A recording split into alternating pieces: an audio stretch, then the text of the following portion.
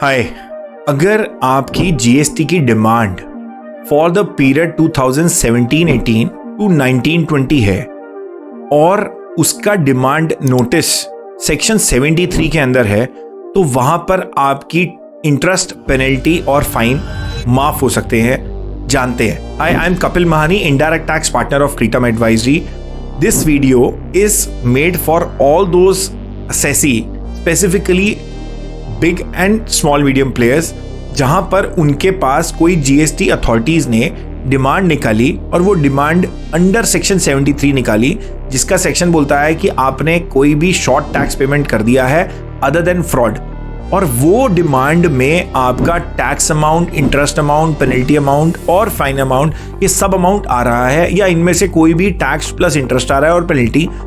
तो आप अगर इसमें इसका रिलीफ लेना चाहते हैं तो इसमें सेक्शन 128A लास्ट बजट 2024 में इंसर्ट किया था, और उस बजट को इफेक्टिव करने के लिए एक नोटिफिकेशन आई, और उस नोटिफिकेशन से 1 नवंबर 2024 से ये लागू किया गया कि अगर आपने इसका टैक्स का पेमेंट बिफोर 31 मार्च 2025 कर दिया है तो आपका interest, penalty and fine amount जो उसके अंदर आ रखा होगा वो खत्म हो जाएगा। अब इसमें जो क्वेश्चन आया कि ये आया कि हम इसमें क्यों जाएं और क्यों ना जाएं, तो पहले जानते हैं हम क्यों जाएं और कौन लोग हैं जो ना जाएं। पहले पॉइंट पे हम बात करते हैं कि कौन कौन लोग जा सकते हैं इसमें। तो सेक्शन 73 के अंदर अगर आपकी कोई डिमांड है और आपने ये इवैल्यूएट किया कि मेरी जो डिमांड है वहां पर मेरा पेपर डॉक्यूमेंटेशन वीक है, तो मैं वहां पे जाने के लिए बनता हूं, उस पे आपको अपना केस इवैल्यूएट करना चाहिए। दूसरा, अगर आपने सोचा कि मैं टैक्स अमाउंट तो ऑलरेडी पे कर चुका हूं क्योंकि मैंने तो अपने इंटरेस्ट का मीटर स्टॉप करना था, तो क्या मैं उसमें जाऊं, तो आंसर इज अगर आपने टैक्स पेमेंट पे कर दिया और आपको लगता है कि केस के विनिंग के चांसेस कम है, तो आप जा सकते हो और आपको जाना चाहिए।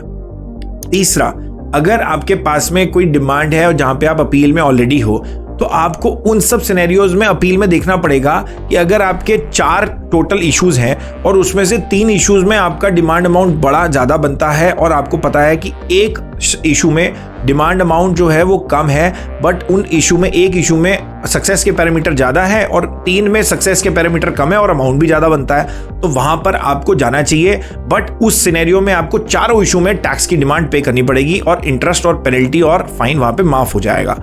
अब कौन से इशू में मैं नहीं जा सकता?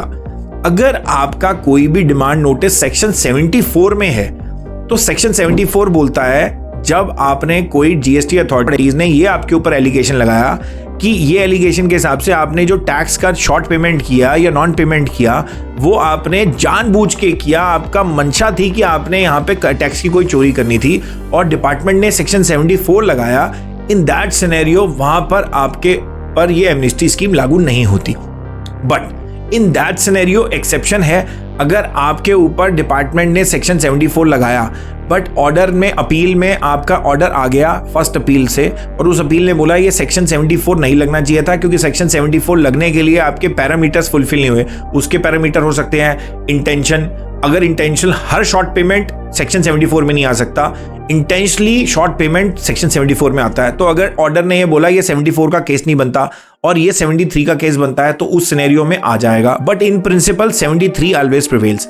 इसी में एक पॉइंट है, क्या अगर मेरी ट्रांस 1 की अमाउंट की कोई डिमांड है तो क्या आ सकती है? तो आंसर इज आ सकती है। ट्रांस 1 के मैटर भी इस एमनेस्टी स्कीम में कवर्ड है।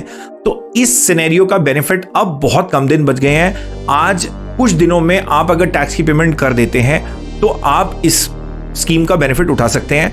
इसको एमनेस्टी स्कीम बोला जा रहा है बट टेक्निकली ये सेक्शन 128A में आई है।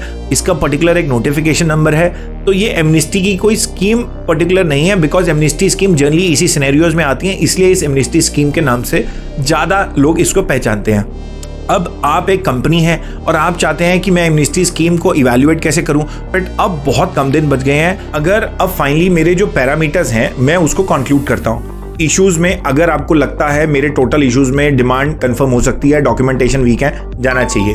73 में डिमांड है, जाना चाहिए। मेरे को पता है कि मैंने टैक्स ऑलरेडी पे कर चुका हूं और अब मेरा सिर्फ इंटरेस्ट और पेनल्टी और फाइन बचा हुआ है, इवैल्यूएट करो अगेन इश्यूज और आइडेंटिफाई करो। अगर इश्यूज क्लोज नहीं हो सकेंगे आगे पेमेंट करवा के इंटरेस्ट और पेनल्टी के पर्टिकुलर का बेनिफिट उठा लो।